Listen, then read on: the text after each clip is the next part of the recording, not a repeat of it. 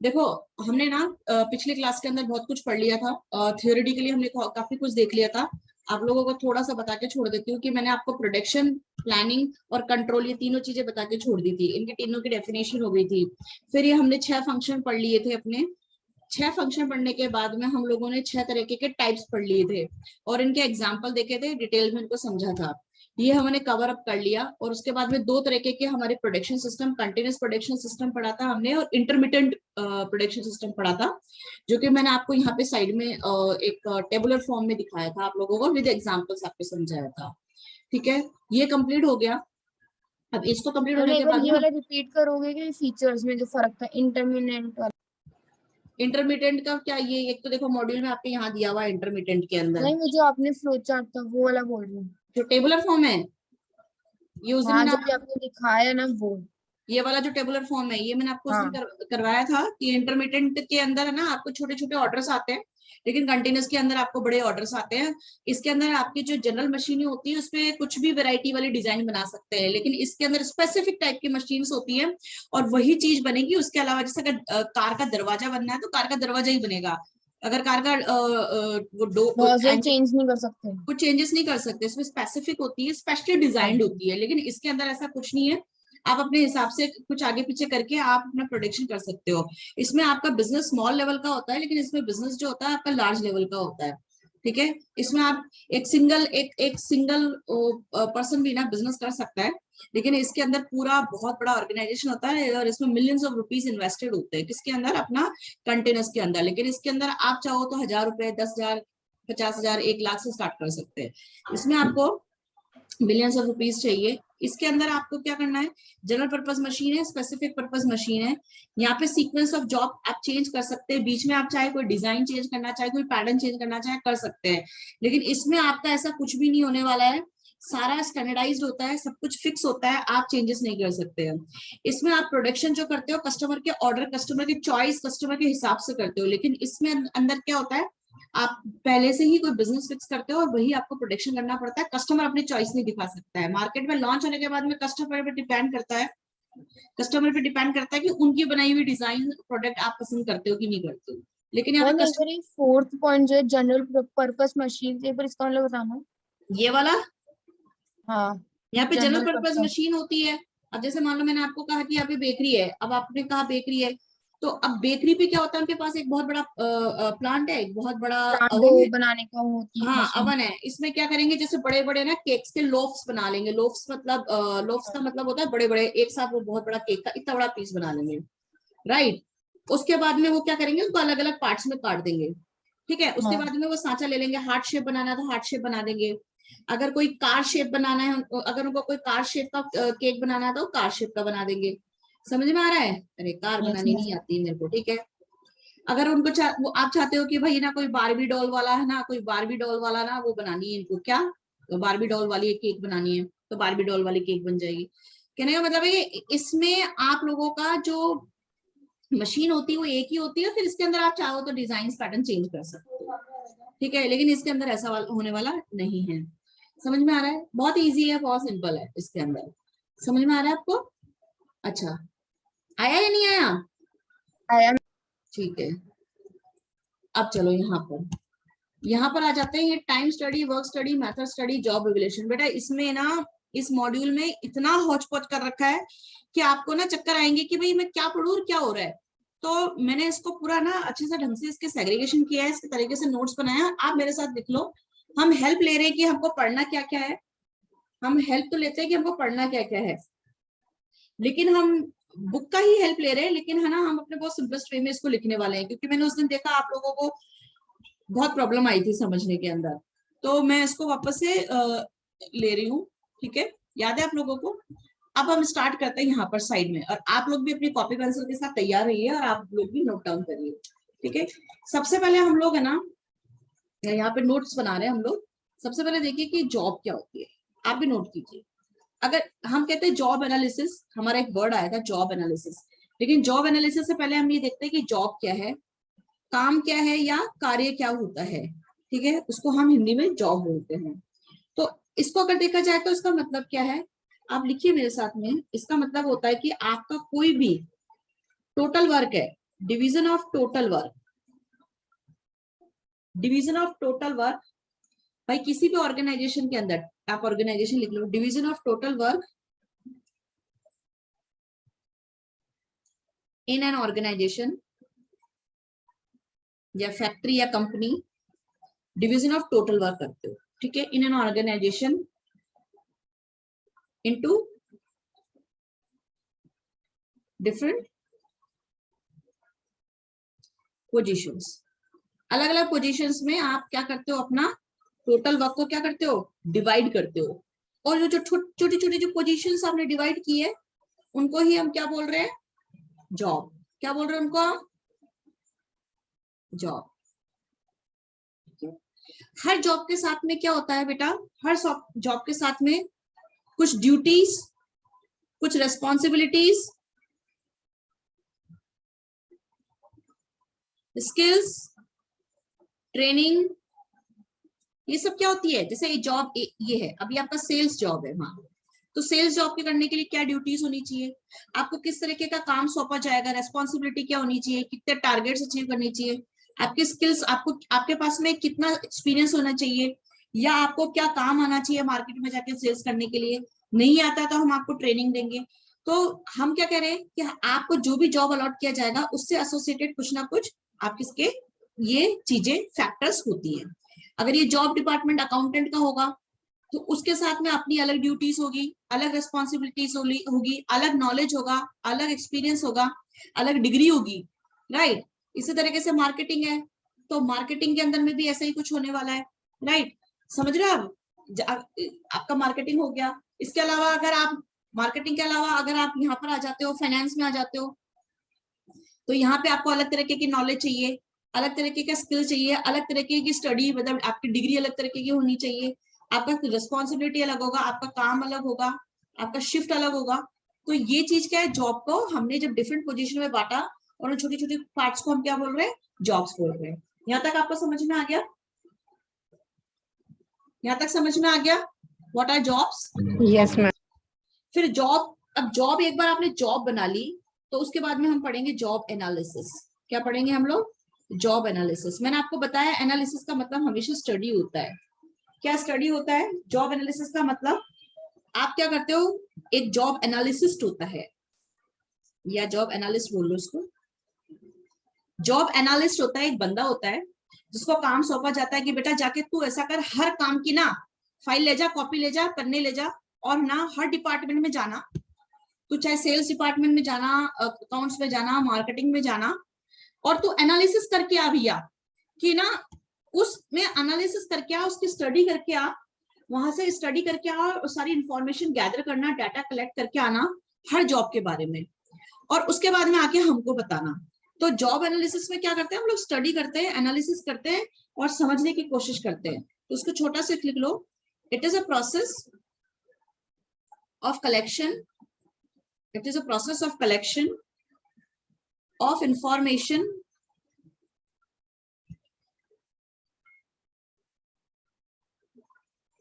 about a job।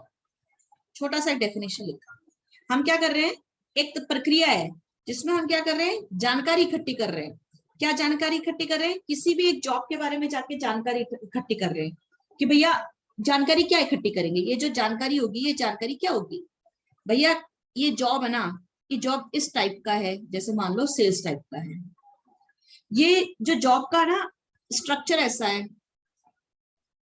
Job का structure ऐसा है, जॉब का कॉम्पोजिशन ऐसा है, ठीक है।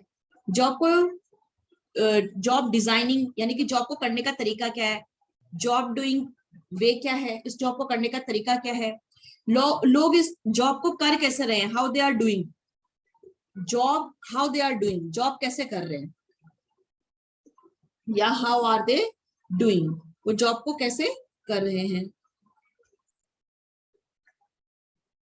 ठीक है। मतलब जो कुछ भी वो पढ़ सकता है ना, उस जॉब को करने के लिए देखो ये स्किल्स है, इस जॉब को करने के लिए ये इतना टाइम लगना चाहिए, ठीक है। इस जॉब को मतलब समझ रहे हो कि मतलब जो कुछ भी होता है ना, इस जॉब को करने के लिए ये नॉलेज चाहिए,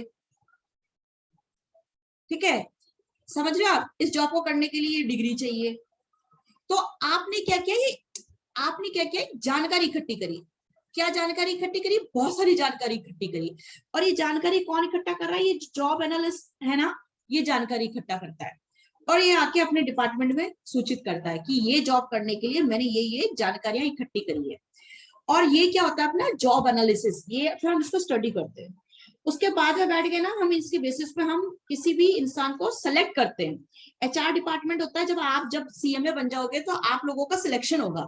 सिलेक्शन कौन करेगा? हर कंपनी की एक एचआर टीम होती है जो आपका इंटरव्यू लेगी, जिसमें आप लोगों को देखा जाएगा कि भैया आप कितना कम्युनिकेशन कर सकते हो, आपका नॉलेज कितना है, आपका मार्क्स कितना है, आपका ट्रेनिंग कितना है, आपका कंप्यूटर नॉलेज कितना है, और आपका स्टाइल ऑफ डूइंग या style of presentation, body language, है ना। ये बहुत सारी चीजें वो आपको ऑब्जर्व करते हैं और उसके बाद में आपको हायरिंग करती है। हायरिंग करने के बाद में वो आपको जॉब अलॉट करते हैं, राइट। वो आपको जॉब अलॉट करते हैं। कोई भी जॉब अलॉट करने से पहले उन लोगों ने अपना काम कर रखा है और आपकी स्किल्स के बेसिस पर वो आपको एक जॉब अलॉट कर देंगे, कोई सा एक जॉब, ठीक है। और उसको करने के बाद में इन सबसे होगा क्या? इन सबको होने के बाद में आप किसी पर्सन को हायर करोगे, एम्प्लॉय को हायर करोगे और उन्हीं के बेसिस पे आप उनको सैलरी देने वाले हो। तो एक तरीके से आपने जॉब की इंफॉर्मेशन गैदर क्यों की? ताकि इस जॉब के इंफॉर्मेशन को गैदर करने के बाद में हम उसका मॉनेटरी टर्म्स में ना कन्वर्ट कर सके। क्यों किया? हमने सारी जानकारी लेकर इस पूरी इंफॉर्मेशन को वी आर कन्वर्टिंग या वी हैव कन्वर्टेड या कन्वर्टिंग इनटू मॉनेटरी टर्म्स या मनी वैल्यू में कन्वर्ट कर दिया, या इसका सैलरी बना दिया कि भाई ऐसा काम करने पर हम उसको ना ये सैलरी देंगे। आ रहा है समझ में? आ रहा है क्या? देखो लेट रिप्लाई मत करो आप लोग, आप टाइमली रिप्लाई करो, मेरे को भी पता चले कि हम पढ़ा रहे जो आपको समझ में आ रहा है। समझ में आया आप लोगों को? What is job analysis? हाँ मैम। जॉब एनालिसिस बेटा, जॉब एनालिसिस सब कुछ है, वो सब कुछ वो सारी जानकारी उठा लेना जो उठानी चाहिए आपको। एक डिटेक्टिव की तरह इस बंदे का नाम क्या है? मिस्टर अरुण है फॉर एग्जाम्पल, देखो, और इन्होंने ये सारा काम किया। फिर एक बंदा है जिसका नाम है आदित्य जैन और ये बन गए हैं सीएमए और इनकी हो रही है हायरिंग और कंपनी आ गई है कौन सी? और जैसे मान लो हमने कहा इंडियन ऑयल कंपनी आ गई। इन्होंने कैंपस इंटरव्यू लिया और देखा इनके ना क्या क्या स्किल्स हैं और अब इनको इनकी स्किल्स के बेसिस पर हम इनको किस तरीके का जॉब दें, वो कैसे करेंगे, कैसी स्किल्स है, कितना टाइम लेंगे। उसके बाद में हम इनके बेसिस पे इनको सैलरी देंगे, भैया तुम्हारा महीने का हो गया 1,20,000 रुपए, ये लो। तो ये क्या है? ये क्या है? ये सब कुछ ओवरऑल ये सब क्या है? जॉब एनालिसिस है। क्या है ये बेटा? Job analysis. आया समझ में? That is job analysis. Job analysis में हम इतना बड़ा काम करते हैं, ठीक है। ये तो हुआ आपका ओवरव्यू, मतलब मोटा मोटा समझना किसी काम को कि जॉब एनालिसिस क्या है। तो आपने समझा, आपने ये डेफिनेशन लिख ली होगी, एक छोटी सी लिखी क्या? हाँ मैम। नहीं लिखी तो लिखी। अच्छा, फिर हम थोड़ा सा और साइड में चलते हैं। जॉब एनालिसिस, हम लोग जॉब एनालिसिस पढ़ रहे हैं, मतलब मैं ये चाहती हूँ कि आप लोग इतना अच्छे से समझ लो ना कि कोई नींद में भी उठा के पूछे तो भाई आना चाहिए। सो जॉब एनालिसिस का और लिखो, जो आपकी बुकिश लैंग्वेज है वही मैं वापस से लिख रही हूँ। सो आप इसको ऐसे लिखो, जॉब एनालिसिस मतलब it's a statement of work. Statement मतलब पूरा ब्यौरा, इट्स अ स्टेटमेंट मतलब पूरा जो ब्यौरा होता है ना, हमने अब तक सब जानकारी इसमें इंफॉर्मेशन, ये स्टेटमेंट का मतलब नहीं इंफॉर्मेशन भी समझ गया। एज अ स्टेटमेंट ऑफ या स्टेटमेंट ऑफ वर्क या information work will be done, right. मैंने रीराइट ही तो करा है, जो मैंने आपको समझाया वही तो लिखा है। यानी कि इसको आप क्या कह सकते हैं? Job description. जॉब के बारे में सारी डिस्क्रिप्शन लेके आए। डिस्क्रिप्शन का मतलब डिस्क्राइब कर रहे हैं हम लोग। डिस्क्रिप्शन वर्ड कहाँ से आया बेटा? डिस्क्राइब से आया है। डिस्क्राइब का मतलब क्या होता है? हम लोग वर्णन कर रहे हैं, डिटेल दे रहे हैं, that is job description. So we are describing job, that is job description. What is job description? Information of work, right? आया समझ में? और क्या बोल सकते हैं इसको? जॉब एनालिसिस का मतलब द स्किल्स। मम्मी स्टेटमेंट के आगे क्या लिखा है? स्टेटमेंट का मतलब ब्यौरा, सॉरी स्टेटमेंट, STATEMENT। इसके आगे क्या लिखा है? इंफॉर्मेशन, हिंदी में ब्यौरा, information of the work to be done. और क्या है जॉब एनालिसिस? The skills. इनको पढ़ने के बाद मॉड्यूल का देखोगे तो आपको समझ में आएगा। द स्किल्स एंड नॉलेज, मतलब क्या है job analysis? The skills and knowledge which must be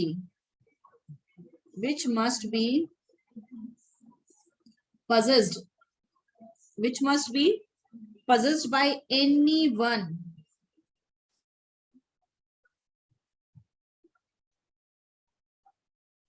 doing the job। मतलब कोई भी व्यक्ति जो जॉब कर रहा है उसके पास में क्या स्किल्स एंड नॉलेज पजेस मतलब होने चाहिए, दैट इज जॉब एनालिसिस। ठीक है, और इसको ना जॉब डिस्क्रिप्शन लिखेंगे, सॉरी जॉब स्पेसिफिकेशन लिखेंगे।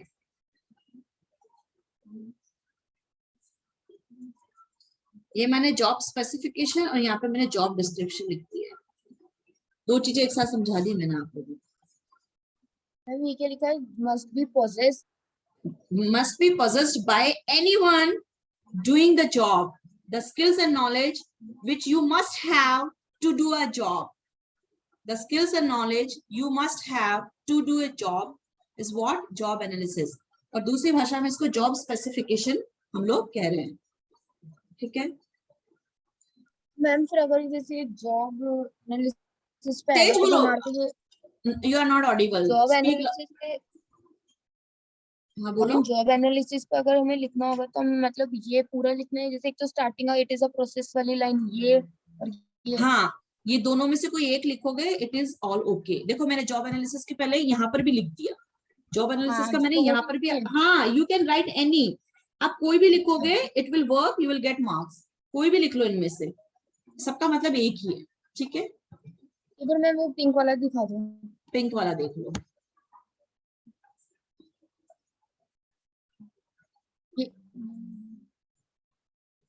ठीक है। अब आपने जॉब एनालिसिस लिख लिया। जॉब एनालिसिस के दो कंपोनेंट होते हैं बेटा, जॉब एनालिसिस के दो कंपोनेंट्स होते हैं या दो पार्ट्स होते हैं या दो आउटकम होते हैं। आप जॉब एनालिसिस करके क्या कर लोगे, जॉब एनालिसिस क्यों कर रहे हैं? तो एक तो जॉब एनालिसिस के हम यहाँ पे लिख देते कि फर्स्ट कंपोनेंट या पार्ट बोल लो, ये सेकंड कंपोनेंट, ये सेकंड पार्ट। ठीक है, तो फर्स्ट कंपोनेंट में हम क्या पढ़ने जा रहे हैं, मतलब आप वापस लिखिए, इट इज, या ऐसे लिख ले, it is direct observation. Ma'am job analysis की पार्ट है ना? हाँ, ये जॉब एनालिसिस के पार्ट है या कंपोनेंट्स हैं, first component second component. So first component के बारे में लिख रही हूं मैं, it is direct observation and recording of behavior of an employee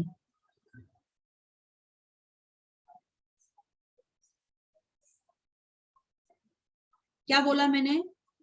direct observation. हमने कहा मिस्टर अरुण, याद है आपको? मिस्टर अरुण याद है आप लोगों को? ये देखो, ये मिस्टर अरुण है। ये क्या करेंगे, जॉब का एनालिसिस करेंगे। मिस्टर अरुण ये खड़े, और ये क्या करें, हर उसमें, चाहे वो आपका सेल्स का था, ठीक है, चाहे वो आपका अकाउंट्स का था, मार्केटिंग का था, जॉब हर डिपार्टमेंट में जाएंगे।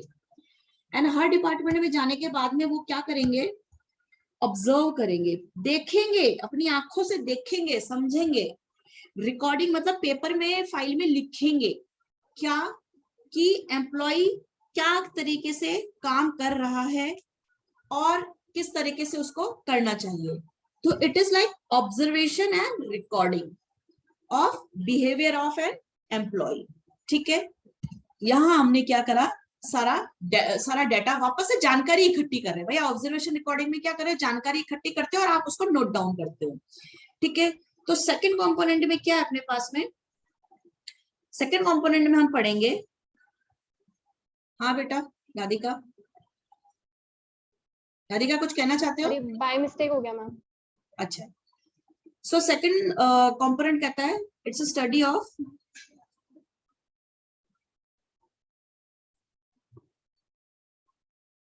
Time and motion. Second part में आप क्या पढ़ते हो, टाइम एंड मोशन। ठीक है, जो कि स्पेशली यूज्ड इन फैक्ट्री या यूज्ड फॉर फैक्ट्री वर्कर्स।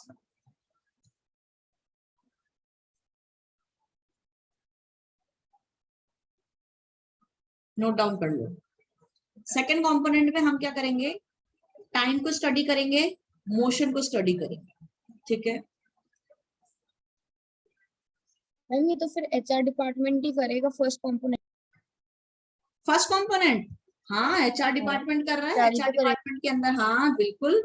और सेकंड में भी यही कर रहा है, ये जॉब एनालिस्ट कर रहा है सारा काम। जॉब एनालिसिस के ही तो हम पार्ट पढ़ रहे हैं ना, ये जॉब एनालिसिस का जो पार्ट तो है ये मैम कौन जॉब करेगा? एनालिस्ट एचआर डिपार्टमेंट का ही होता है। तो बिल्कुल होता है, एचआर डिपार्टमेंट का ही होता है। ये लो, सेकंड कंपोनेंट का दिखाना है, वो क्या लिखा है? ये लो, मतलब सेकंड कंपोनेंट में हम क्या पढ़ेंगे, सेकंड पार्ट में क्या पढ़ेंगे, कंपोनेंट मतलब पार्ट, क्या पढ़ेंगे, time study, motion study.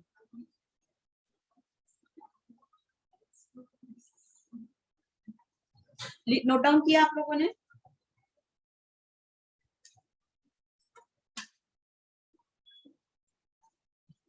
Yes. चलो अब इसके नीचे आ जाते थोड़ा सा। देखो यहाँ पे मैं जो पढ़ाऊंगी उसके बाद मॉड्यूल देखोगे तो आपको बहुत कुछ कवर हो चुका होगा। ठीक है, तो आप क्या कर रहे हो, एक बार आपने जॉब एनालिसिस कर लिया और उसके दो पार्ट्स पढ़ लिए। अब हम पढ़ेंगे सबसे पहले, हमारा जो टॉपिक होगा सबसे पहले होगा अपना वर्क स्टडी क्या है। पहले हम देखने वाले हैं वर्क स्टडी क्या है। आप भी टॉपिक डाल लीजिए,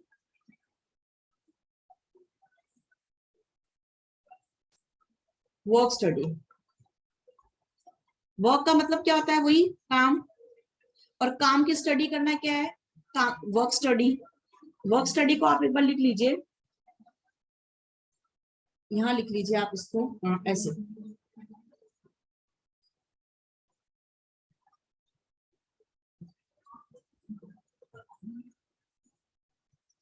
examination of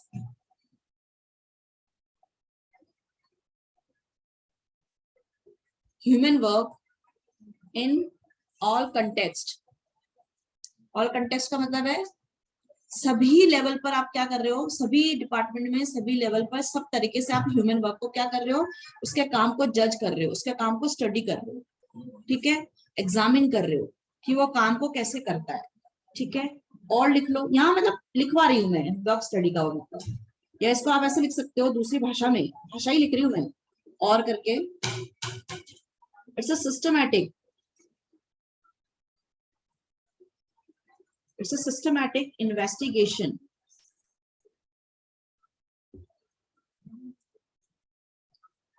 of existing method of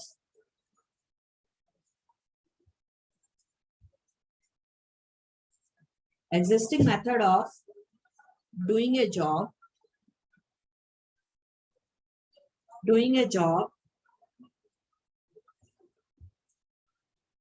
in order to develop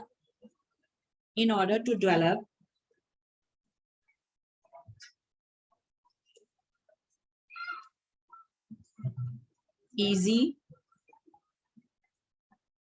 rapid मतलब fast, and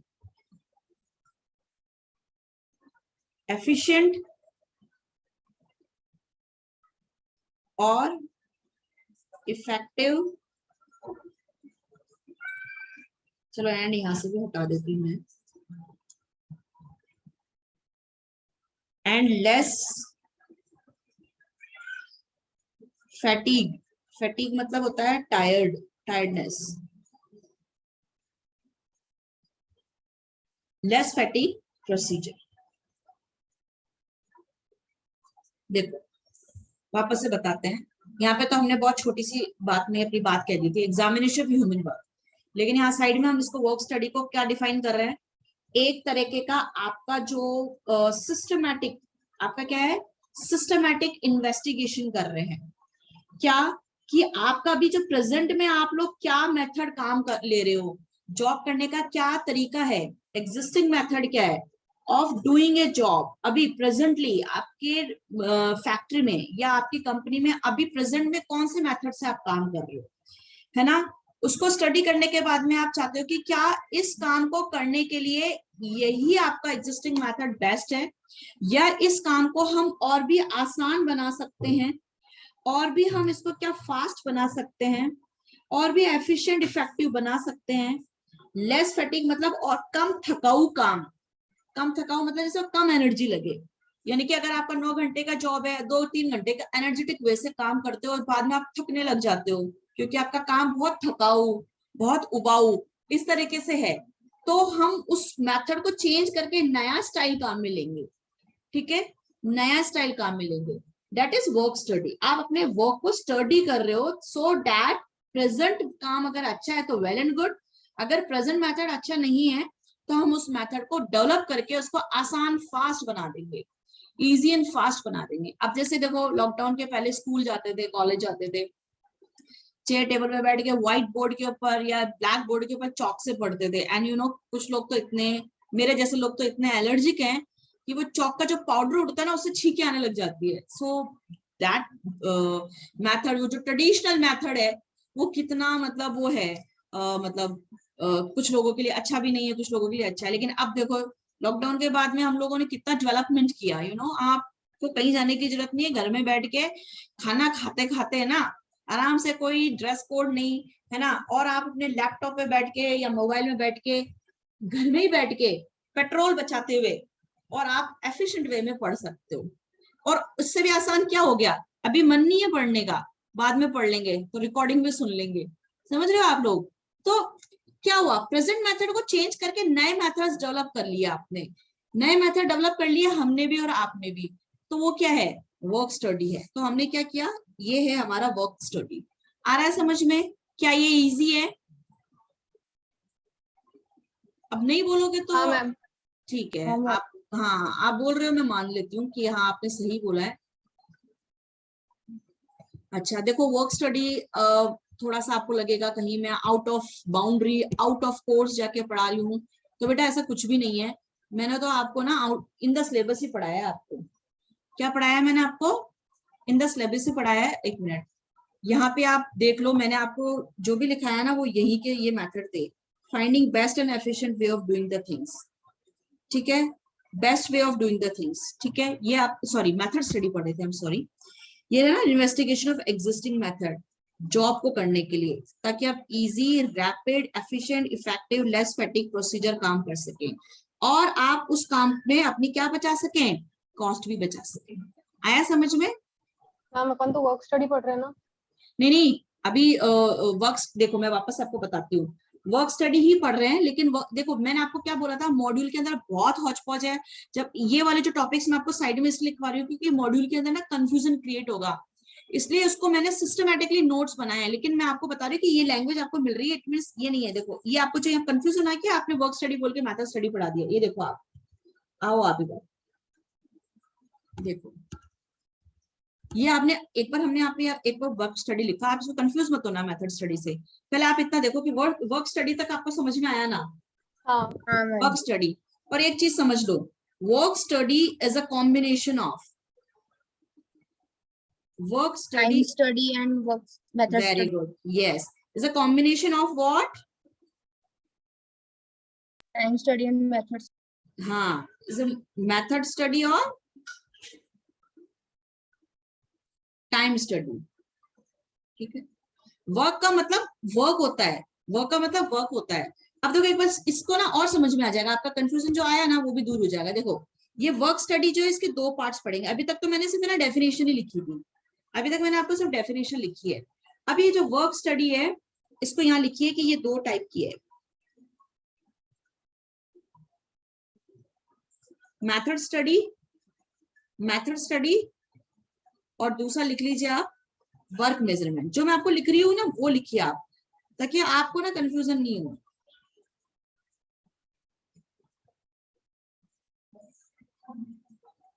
अब मैं वापस से लिख देती हूँ, मैंने किसको किसको बांटा है यहाँ पर, मैंने बांटा है वर्क स्टडी को। मेरा जो टॉपिक चल रहा है अभी वो वर्क स्टडी ही चल रहा है। टाइम स्टडी भी है ना? रुको रुको रुको, एक बार रुको। आप लोग मॉड्यूल देखोगे तो मैं बोल रही हूँ आपको चक्कर आएंगे, मैं ये वर्ड बार बार बोल रही हूँ। आप मॉड्यूल को, ये जो पोर्शन हम लोग भी पढ़ रहे हैं ना, time study, work study, method study, job evolution, ये प्लीज आप अभी मॉड्यूल में मत देखिए। आपका बहुत कुछ बिगड़ जाने वाला है, आपका बहुत कुछ कचरा हो जाएगा दिमाग का, आप उसको मत देखिए अभी। एक बार हम इसको पढ़ लेते हैं, नोट्स बना लो आप, फिर आपका कॉन्सेप्ट क्लियर हो जाएगा। तो हम अभी वर्क स्टडी पढ़ रहे थे। देखो वर्क स्टडी का हमने डेफिनेशन पढ़ा था। अब वर्क स्टडी जो है हमारी 2 टाइप की है, एक हमारा मेथड स्टडी है और एक हमारा वर्क मेजरमेंट है। जो हमारा मेथड स्टडी होता है ना, मेथड स्टडी में द मेथड्स, इसके अंदर होगा अपना मोशन स्टडी। जी बेटा मैम, बोलो। अपने भी ऊपर मेथड्स स्टडी और टाइम स्टडी। हाँ हाँ, बिल्कुल बिल्कुल बिल्कुल, रुको रुको, wait and watch, wait and. Method study ma'am हूँ ना, अब नीचे वर्क मेजरमेंट लिख दिया। एक बार एक बार एक बार एक बार एक बार मेरे को थोड़ा वक्त दोगे आप, थोड़ा रुको, अभी आपको क्लियर हो ठीक जाएगा। है। देखो पहले ना ये लिख लो, चार्ट लिखो, मैं आपके पीछे जाऊंगी आपकी बात पर। हम वर्क स्टडी पढ़ रहे हैं, वर्क मतलब काम, वर्क मतलब जॉब, ठीक है। इसके 2 पार्ट्स हमने बना दिए, एक तो अपना मेथड स्टडी है, एक अपना वर्क मेजरमेंट है। फिर जो अपना मेथड स्टडी है उसके अंडर में है मोशन स्टडी और एक अपना है टाइम स्टडी। आपने बोला ऊपर लिख दिया, मैम आपने क्या लिख दिया ऊपर, मेथड स्टडी लिख दिया ये वाला, और टाइम स्टडी लिख लिया ये वाला, है ना। तो इसको ना आप ऐसा कर लो, ज्यादा से ज्यादा इसको और कर लो, ठीक है। एंड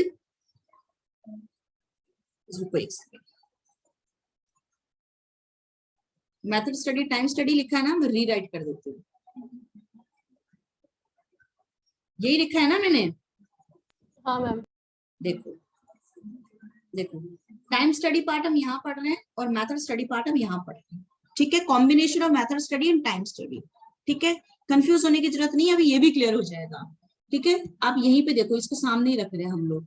तो एक होता है मेथड स्टडी और एक अपना है वर्क मेजरमेंट। देखो कैटेगरी सही बना रही हूँ, जो आपके मॉड्यूल में लिखा है ना उसकी कैटेगरी को हम ढंग से प्रेजेंट कर रहे हैं, उस चीज को आप ढंग से समझोगे तो वहां पे बहुत कंफ्यूजन होने वाला है, पता नहीं किसमें क्या घुस गया और किसमें क्या घुस गया।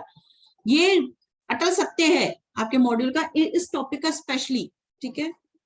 तो आपने तो ये जो लिख लिया आपने गलत नहीं लिखा है, ठीक है। चलो आ जाओ। तो वर्क स्टडी में हम क्या पढ़ रहे हैं, पहला पार्ट पढ़ रहे हैं मेथड स्टडी और दूसरा अपना वर्क मेजरमेंट, ठीक है। अब आप ऐसा कीजिए, जो अपना मेथड स्टडी है, अपना जो मेथड स्टडी है इसके बारे में लिखिए आप, what is a method study या मोशन स्टडीज को। थोड़ा मैं इसके बारे में लिख के फिर मोशन को नीचे समझाती हूँ। ऐसा लिख लीजिए कि मेथड स्टडी क्या है actually.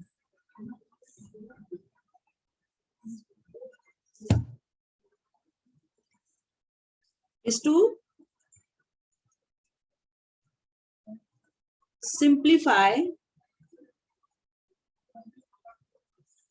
to simplify job and develop more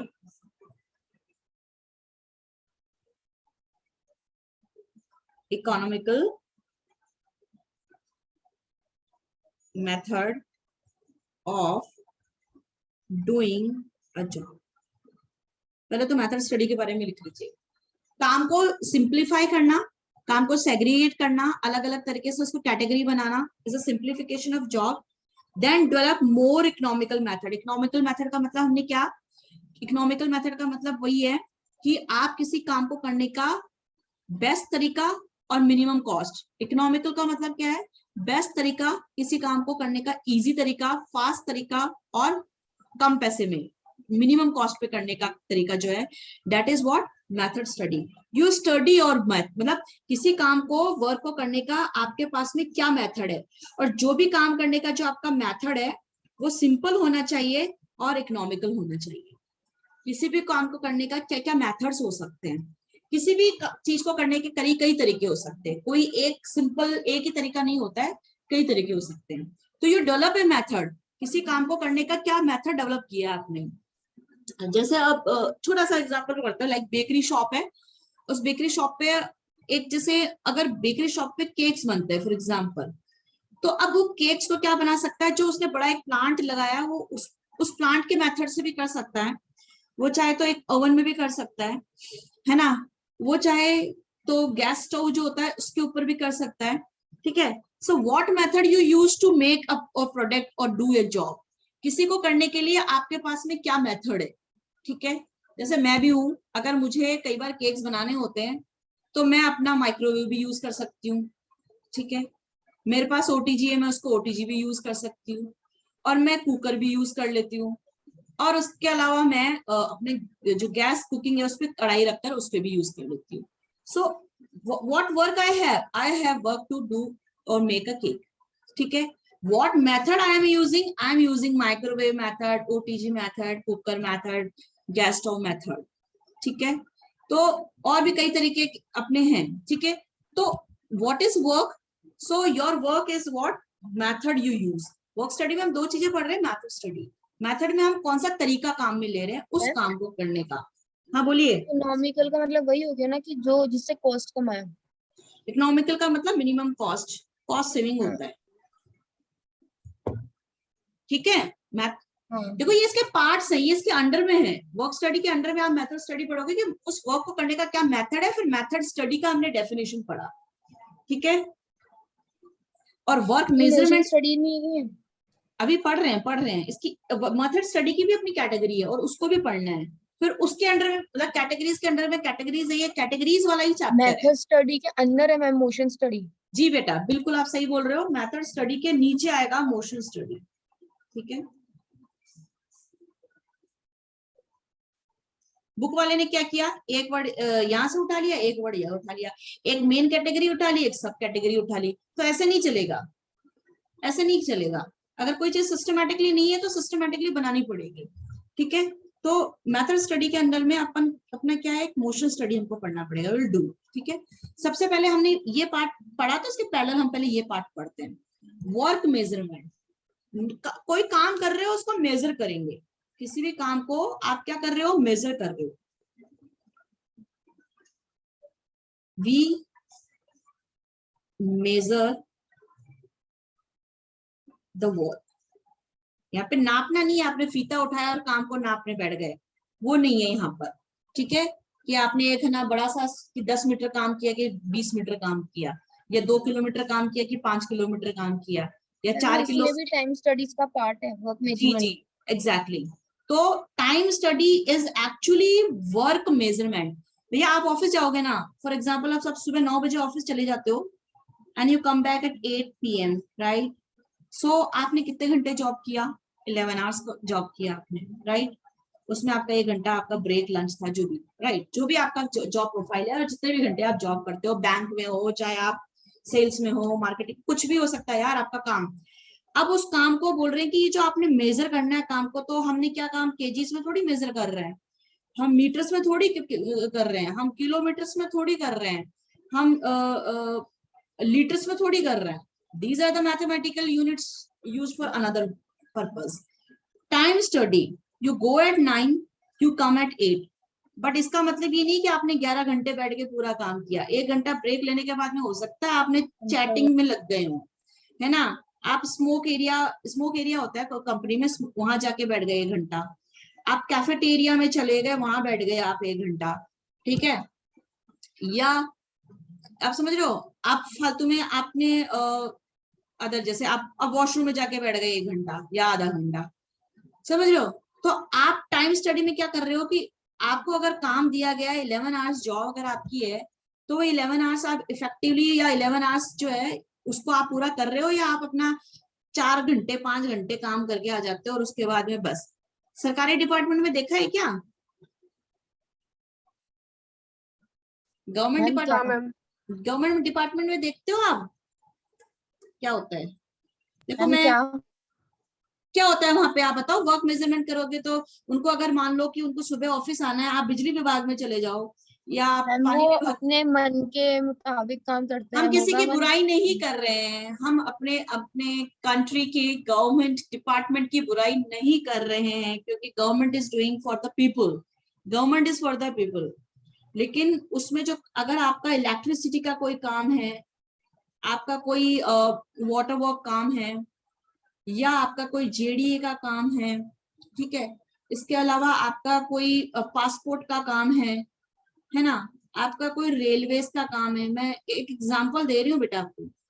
आपका कोई अगर मान लो 15 मिनट का भी काम होगा ना, या आपका 1 घंटे का भी काम होगा, मुझे बता दो कि आपका 1 घंटे में हो जाएगा क्या? नहीं होगा। नहीं होगा, क्योंकि वो लोग जो काम करते हैं ना, उस काम को जितना उनको टाइम अलॉट हुआ है उस टाइम को वो नहीं करते हैं। वो 5 घंटे ही काम कर रहे हैं, या वो 7 घंटे ही काम कर रहे हैं। वो उनको 10 घंटे काम करना चाहिए, वो 7 ही करते हैं। हो सकता है वो मन नहीं है, हो सकता है वो चाय पीने चले गए हो, बाहर गपशप मार रहे हो, मोबाइल में लग मैम गए बात हो। तो वही हुई ना जो मैंने बोली कि मन के मुताबिक काम करता है। थोड़ा तेज बोलो बेटा। मैम बात तो वही हुई ना, मन के मुताबिक काम करते हैं जो मैंने बोला। हाँ, तो इसमें क्या किया, पूरा टाइम वेस्ट कर दिया। तो अब हम, जबकि आपने देखा सरकारी स्कूल हो, अब गवर्नमेंट के जितने भी डिपार्टमेंट है, क्या होता है कि ना गवर्नमेंट बहुत ऊंची रह जाती है, और उसके नीचे इतने लेवल्स हैं, इतने लेवल्स हैं, इतने लेवल्स हैं, इतने लेवल्स हैं, मतलब इतने लेवल्स हैं, इतने लेवल्स हैं यार। मतलब यहाँ पे कोई गड़बड़ हो रही है ना, तो इस वाले को तो पता ही नहीं चलेगा। तो फिर इस चीज का क्या है? आज कोई आईएएस ऑफिसर, आरएएस ऑफिसर है, या कोई सरकारी डिपार्टमेंट का आदमी है, सरकारी स्कूल में अपने बच्चे को क्यों नहीं डालता है? बताओ ना। हम थोड़ा बियॉन्ड द टॉपिक जा रहे हैं, लेकिन क्यों नहीं डालता है? हम जानते हैं वहां का जो वर्क है ना, वो कैसा होने वाला है, उसका क्या आउटपुट निकलने वाला है, कितनी एफिशिएंसी, कितनी इफेक्टिवली उस काम को किया जाएगा, हमको भी पता है। ठीक है, तो ये सिस्टम सुधारने की बहुत जरूरत है। आप कभी गवर्नमेंट डिपार्टमेंट में जाओ तो बेटा काम अच्छे से करना, ठीक है। लेकिन प्राइवेट में ऐसा नहीं चलता है। प्राइवेट में क्या होता है, प्राइवेट में कोई भी जॉब होता है उसके साथ में, आपके जॉब के साथ में क्या अटैच कर दिया जाता है, आपका आपका रेटिंग, ग्रेडिंग क्या अटैच कर दिया जाता है। आप कैसा काम कर रहे हो उस हिसाब से आपको रेटिंग मिलेगी, आपको ग्रेडिंग मिलेगी, आपको पॉइंट्स मिलेंगे। क्या मिलेंगे? पॉइंट्स मिलेंगे, ठीक है। और आपको रैंक्स मिलेगी, राइट, किसमें? प्राइवेट डिपार्टमेंट में, ठीक है। आपको इंसेंटिव्स मिलेंगे, ठीक है, आपको बोनस भी मिलेंगे, और मतलब बहुत कुछ आपको, कई बेनिफिट्स मिलने वाले हैं। आपने सेल्स डिपार्टमेंट की 10 कारें बिकवा दी, आपको हॉलीडे ट्रिप मिल गया मलेशिया। मतलब इतनी सारी चीजें प्राइवेट जॉब में हम इनके साथ में ये चीजें एसोसिएट कर देते हैं कि ना, वो आदमी क्या करता है कि काम करने के लिए इतना मोटिवेट हो जाता है कि वो फिर 10 घंटे काम करेगा ही करेगा। हो सकता है वो ज्यादा बोनस हॉलीडे इंसेंटिव पाने के लिए 12 घंटे भी काम करे, और ऐसा होता है प्राइवेट में। जब आप जाओगे ना तो आप देखोगे। तो यहाँ पे इस तरीके से काम होता है। तो वर्क मेजरमेंट में हम क्या कर रहे हैं, टाइम स्टडी कर रहे हैं। टाइम स्टडी कर रहे हैं यानी कि, अब मैं थोड़ा सा इस वापस से मुद्दे पर आ जाती हूँ, ये हम हटा देते हैं सारा, बहुत सारा पढ़ लिया हमने साइड साइड टॉपिक। तो हम टाइम स्टडी के को स्टडी करके क्या करेंगे, अपने काम को मेजर करेंगे कि भैया कितना काम कितने घंटे इफेक्टिव है। जैसे हम लोग जॉब करते थे, तो हमारे कंप्यूटर में यहाँ ना साइड में ना उन्होंने पता है क्या सॉफ्टवेयर डाल रखा था, ठीक है। अब आपने मान लो हम लोग 8 बजे लॉग इन करते थे, 8 बजे लॉग इन करके, और आपका अगले दिन 5 बजे तक 8 to 5 हमारा जॉब था ऐसे। तो अब आपने सिस्टम खोल दिया 8 बजे और 5 बजे, उसके बाद में गप्पे हाको, स्मोक करो, कैफेटेरिया जाओ, और आप शॉपिंग करने, कई बार होता है लॉग इन करके आप शॉपिंग करने चले गए। तो क्या हुआ कि कंप्यूटर में आपको लगेगा 9 आवर्स जॉब फीड हो गया और आज की तो आपकी सैलरी बन गई। लेकिन है ना, यहाँ पे एक सॉफ्टवेयर लगता है कि जितनी देर आपने कंप्यूटर पर टक टक टक टक टक टक टक टक काम किया ना, और जितनी देर स्क्रीन पे कुछ चला ना, वो टाइम यहाँ पे नोटिस होगा केवल। और आप you are away from computer for 1 hour, चाहे आपने लॉग इन करके कंप्यूटर ऑन करके छोड़ दिया, वो 1 आवर है ना, वो इसको ये बता देगा कि ये 1 आवर ना, ये इसने कैलकुलेटिव वर्क नहीं किया है, ये 6 ही घंटे काम किया है। सो यहाँ पे कुछ सॉफ्टवेयर हम मेजरमेंट्स लगा देते हैं और ये पता लगा लेते हैं कि ये लोगों ने कितनी देर तक काम किया है। सो टाइम स्टडी, हमने टाइम को स्टडी कर लिया।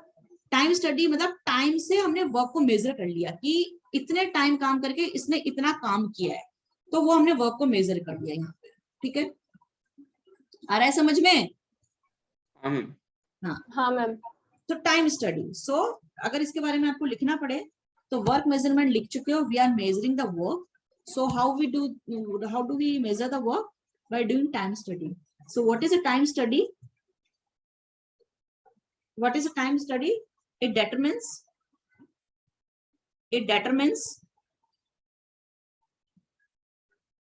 the time necessary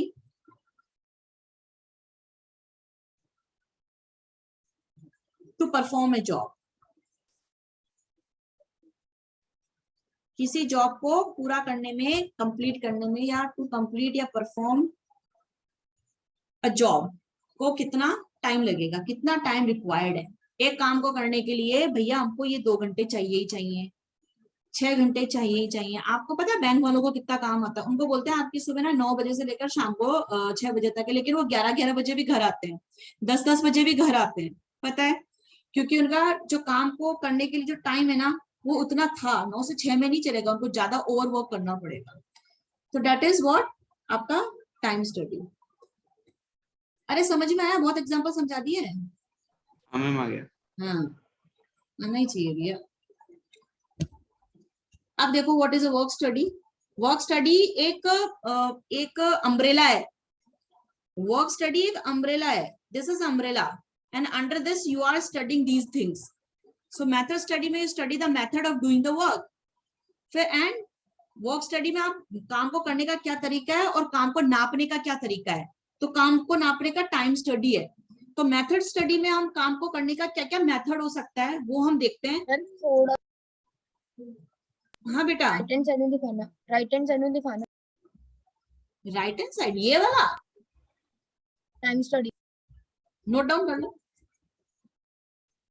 time study का नोट डाउन कर लो।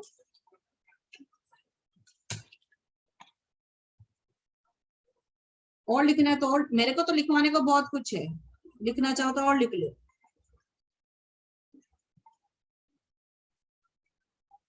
और it's a process of fixing standard time. आप क्या करोगे, एक स्टैंडर्ड टाइम फिक्स कर दोगे कि इस काम को करने के लिए इतना टाइम तो लगेगा ही लगेगा, इस काम को करने के लिए इतना टाइम तो लगेगा ही लगेगा।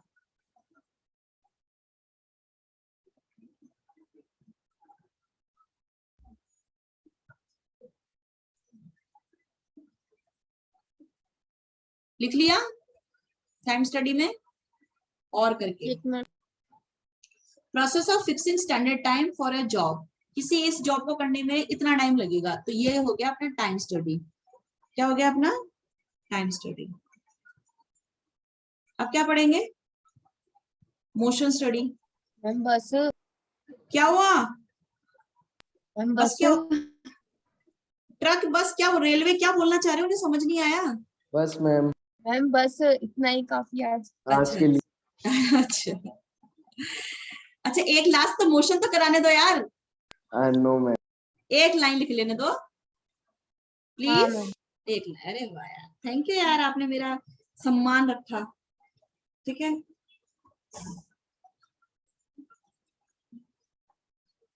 मोशन में क्या करते हैं, मोशन नहीं होता, मोशन मतलब मूवमेंट। लाइक मोशन स्टडी में यू स्टडी, ऐसे लिख लो आप, वी स्टडी मोशन, या इसको बोलते हैं मूवमेंट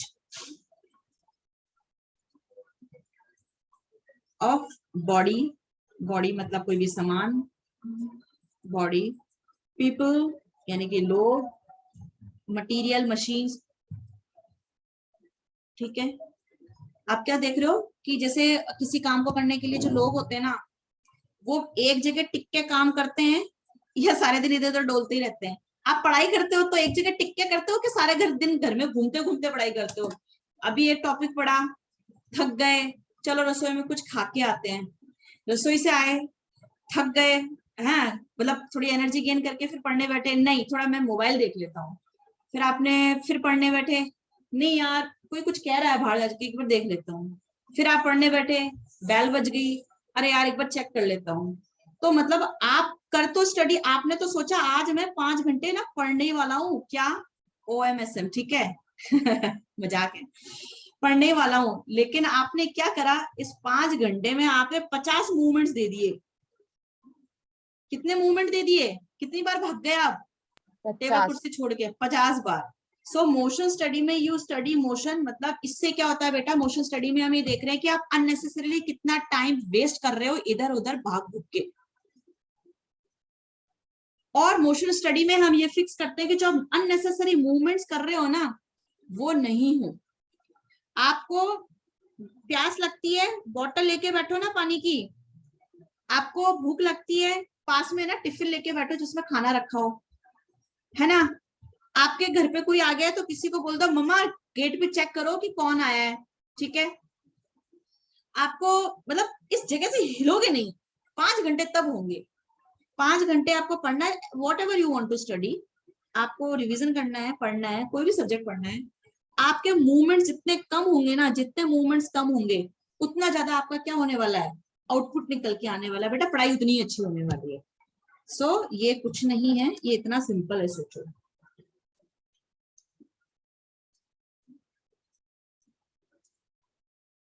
रिड्यूस मतलब टेक्निक ऑफ रिड्यूस और रिमूविंग द वर्क।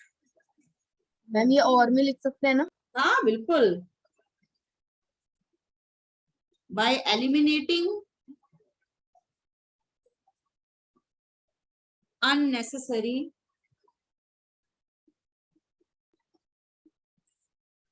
movements। इधर उधर भागो मत यार, इधर उधर ना मटेरियल के बहाने निकलो, ना किसी से मीटिंग करने के बहाने निकलो, ये है, समझ गए। मोशन स्टडी में वी स्टडी मोशन मूवमेंट्स, बस ये रिड्यूस करना ही मोशन स्टडी। आया समझ में बच्चे? हाँ मैम। नोट डाउन कर लेना, ओके।